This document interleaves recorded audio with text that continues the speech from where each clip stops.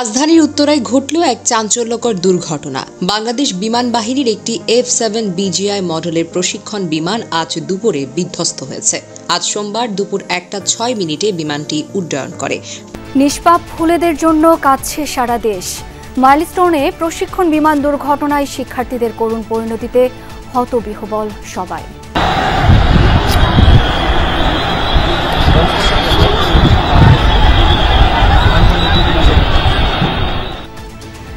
বাংলাদেশের উত্তরা দিয়াবাড়ি এলাকায় মাইলস্টোন কলেজের উপর যে ভয়াবহ বিমান দুর্ঘটনা ঘটেছে, দর্শক সমগ্র জাতির দৃষ্টি এখন সেদিকে। আমরা আল্লাহর কাছে দোয়া করব। রাজধানীর উত্তরায় বাংলাদেশ বিমান বাহিনীর একটি প্রশিক্ষণ বিমান বিধ্বস্ত হয়েছে। সোমবার 21শে জুলাই বেলা 1:06 বিমানটি উড্ডয়ন করে এর পরপরই বিধ্বস্ত হয়। ভারতে করুণ অবস্থায় দিন কাটাচ্ছেন পলাতক আওয়ামী লীগ নেতারা। হাসিনা বর্তমানে কোথায় সেই অবস্থান জানালো ভারত। রিমান্ডে জেরার মুখে ছাত্র আন্দোলন দমনে হাসিনার কূটকৌশল ফাঁস করলেন হাসানুল হক ইনু। যুক্তরাষ্ট্র মালয়েশিয়ায় বেনজিরের সব সম্পদ বাজেয়াপ্ত ঘোষণা। ওবায়দুল কাদেরকে যশোর ক্যান্টনমেন্টে রাখা হয়েছে, গোপন তথ্য ফাঁস করল পিনাকি ভট্টাচার্য। এইমাত্র ধরা খেল আওয়ামী দালাল শাহেক সিরাজ। কৃষকদের সাথে প্রতারণা করে কৃষিভিত্তিক অনুষ্ঠানের মাধ্যমে হাতিয়ে নিয়েছেন কয়েকশো কোটি টাকা। ধরা খেল ওবায়দুল কাদের। এবার বেরিয়ে আসলো সেতুমন্ত্রী ওবায়দুল কাদেরের ভয়ঙ্কর অপকর্মের খতিয়ান। নির্বাচনের সময় নিয়ে মন্তব্য করে ফেঁসে গেল আসিফ নজরুল। সেনাপ্রধান ওয়াকার ও আসিফ নজরুলের গোপন চক্রান্ত ফাঁস। এবার রিমান্ডে চাঞ্চল্যকর সব তথ্য দিয়েছেন হাসিনার সাবেক মন্ত্রী দীপুমণি। লুকিয়ে থেকেও শেষ রক্ষা হলো না, অবশেষে ধরা খেল ওবায়দুল কাদের। এবং সর্বশেষ জানাবো, অপারেশন ডেভিল হান্টে ধরা খেল সাবেক প্রধানমন্ত্রী শেখ হাসিনার ফুফাতো ভাইয়ের ছেলে সেরনিয়াবাদ সাদিক আব্দুল্লাহ।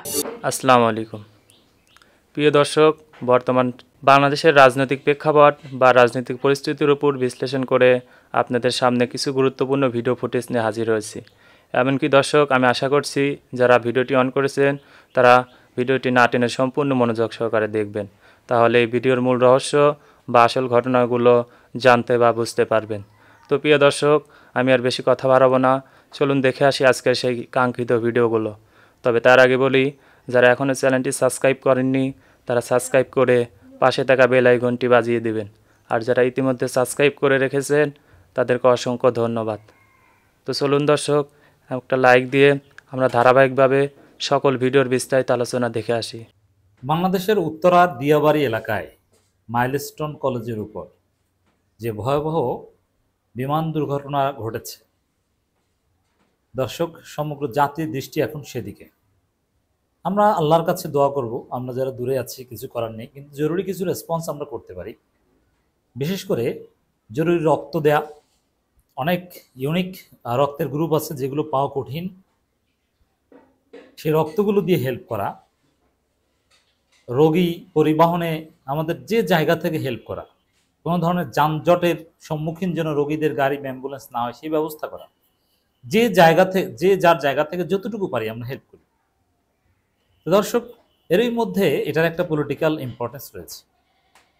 রাষ্ট্র কিংবা সরকারের ক্যাপাসিটি ব্যর্থতা নিয়ে প্রশ্ন তোলার সময় এসেছে এবং এটা পুনর্গঠনের সময় এসেছে। যেহেতু একটা নতুন বাংলাদেশ, এ কারণে এই ধরনের দুর্যোগকালীন সময়ে রাষ্ট্রের পূর্ণ সক্ষমতা তৈরি করা, অথবা কেমন বিমান বাহিনীর যেটা প্রশিক্ষণকালে বিধ্বস্ত হয়, বা ওই এলাকায় কেন প্রশিক্ষণ দিতে হবে, জনমানবহীন কোনো এলাকায় দিতে পারে না, এরকম একটা গুরুত্বপূর্ণ এলাকায় কেন দিবে, এই সব প্রশ্নগুলো ডিল করার সময় এসেছে।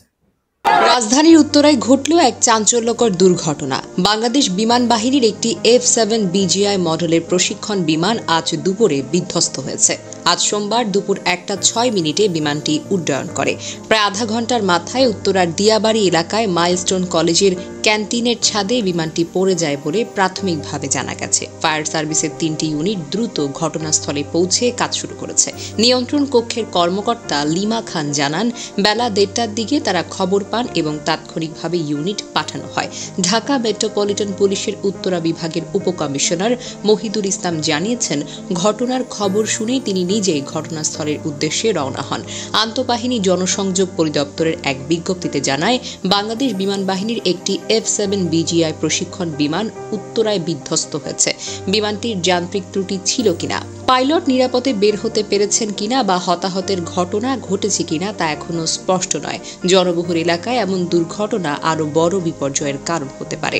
মাইলস্টোন কলেজের কর্মকর্তা মিজানুর রহমান সময় সংবাদকে জানান, বিমানটি বিধ্বস্ত হওয়ায় কলেজের অনেক ক্ষতি হয়েছে। এতে অনেক মানুষ হতাহত হয়েছেন, এক শিক্ষার্থী তো মারাও গেছে। এরই মধ্যে সামাজিক যোগাযোগ মাধ্যমে বেশ কিছু ভিডিও ছড়িয়ে পড়েছে। ভিডিও ফুটেজে আগুন এবং ধোঁয়া দেখা যাচ্ছে, মানুষজনকে ছোটাছুটি করতেও দেখা গেছে। কিরকম আগুনটা লাগছে ভাই। কেউ কেউ হোটেলে শুয়ে, আবার কেউ পার্কে ঘুরে বা রেস্টুরেন্টে বসে দিন কাটাচ্ছেন। একসময় বিপুল প্রতাপশালী আওয়ামী লীগের নেতারা এখন এভাবেই ভারতে দিন যাপন করছেন। তাদের অনেকেরই আবার পাসপোর্টও নেই। আত্মগোপনে থাকা অনেক নেতা বলছেন, তাদের পাসপোর্ট বা ভিসা না থাকলেও এখন চলাচল করতে সমস্যা হচ্ছে না। ভারত সরকারের দেয়া ট্রাভেল ডকুমেন্ট দিয়ে চলাফেরা করছেন তারা। এদিকে ভারতে পালিয়ে গিয়ে টাকার সংকটে পড়েছেন আওয়ামী লীগ নেতারা। বেশ কয়েকজন নেতা বলছেন, নিজেদের সঙ্গে আনা টাকা প্রায় ফুরিয়ে গেছে। দেশে থাকা আত্মীয় স্বজনের কাছ থেকে টাকা নিতে হচ্ছে তাদের। ভারতে আত্মগোপনে থাকা কয়েকজন নেতা জানান, এখন তারা আত্মীয় স্বজনের সঙ্গে টেলিফোনে কথা বলে অর্থ পাঠানোর অনুরোধ করছেন। তারা হুন্ডি করে টাকা পাঠাচ্ছেন ভারতে। তাছাড়া পরিচিতদের মধ্যে যারা চিকিৎসার জন্য ভারতে যাচ্ছেন তাদের মাধ্যমেও টাকা পাঠানো হচ্ছে। ক্ষমতায় থাকাকালে আওয়ামী লীগের মন্ত্রী এমপিরা চলাচল বলছেন প্রবল প্রতাপে, কিন্তু ভারতে গিয়ে নিজের কাজ নিজেকেই করতে হচ্ছে তাদের। পুলিশের সাবেক অতিরিক্ত আইজিপি বিশেষ শাখার প্রধান মনিরুল ইসলাম চলতি মাসের 6 অক্টোবর দেশ থেকে ভারতে পালিয়ে গেছেন বলে খবর প্রচার হয় গণমাধ্যমে। তবে সেই খবরকে মিথ্যা বললেন খোদ মনিরুল নিজেই। এদিকে ভারত পালিয়েছেন এমন গুঞ্জন রয়েছে আওয়ামী লীগ সাধারণ সম্পাদক ওবায়দুল কাদেরের নামেও। সূত্র বলছে, তিনি বুধবার মধ্যরাতে যশোর সীমান্ত হয়ে অবৈধভাবে ভারতে গেছেন। সেখান থেকে তার সংযুক্ত আরব আমিরাতের দুবাইয়ে যাওয়ার কথা রয়েছে। অবৈধ পথে ভারতে যাওয়ার বেলায় সিলেট, ময়মনসিংহ, দিনাজপুরের হিলি, যশোরের বেনাপুল, পঞ্চগড়ের বাংলাবান্ধা ও লালমনিরহাটের দহগ্রাম সীমান্ত ব্যবহার হচ্ছে। সীমান্ত পার হওয়ার পর ভারতের কলকাতা, আগরতলা, ত্রিপুরা, দিল্লি, আসাম ও মেঘালয় রাজ্যের অবস্থান নিয়েছেন তারা। সীমান্ত পার হতে হেভি ওয়েট নেতাদের গুনতে হচ্ছে জনপ্রতি 5 লাখ থেকে 2 কোটি টাকা। শেখ হাসিনা পতনের পর আত্মগোপনে চলে গিয়েছিলেন আওয়ামী লীগের শীর্ষস্থানীয় নেতারা। কোথায় আছেন তারা, এ নিয়ে জল্পনা কল্পনা ছিল সাধারণ মানুষের মনে। পরে কলকাতার ইকো পার্কে দেখা মেলে সাবেক স্বরাষ্ট্রমন্ত্রী আসাদুজ্জামান খান কামালের। তবে আওয়ামী লীগের সব শীর্ষস্থানীয় নেতারাই যে পালাতে পেরেছেন তা নয়, পালাতে গিয়ে গ্রেপ্তারও হয়েছেন অনেকেই। প্রিয় দর্শক, আমি আশা করছি ভিডিওটি সম্পূর্ণ মনোযোগ সহকারে দেখেছেন। সেই সাথে ভিডিও সম্পর্কিত কোনো তথ্য বা মতামত থাকলে কমেন্ট বক্সে জানিয়ে যাবেন। আজকের মতন এখানে শেষ করছি। ফিরে আসছি আগামী দিনে অন্য কোনো টপিকস নিয়ে। সে পর্যন্ত ভালো থাকবেন। আল্লাহ হাফেজ।